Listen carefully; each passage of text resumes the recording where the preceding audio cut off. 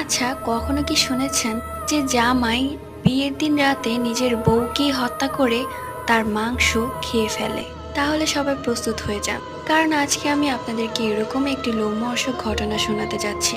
ঘটনাটি অনেক বছর আগে একটি গ্রামে ঘটেছিল, যেখানে একটি ছেলে বাস করত এবং ছেলেটির মা বাবা কেউই ছিল না।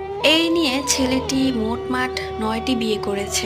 বিয়ের প্রথম রাতে সে তার বউকে মেরে বউয়ের সব মাংস খেয়ে ফেলত এবং হাড়গুলো মাটিতে পুঁতে রাখতো। অবশ্য সে যেভাবে থাকতো, কেউ তাকে বুঝতেই পারতো না যে তার মধ্যে কি লুকিয়ে আছে। সে খুব স্বাভাবিক মানুষের মতো চলাফেরা করত।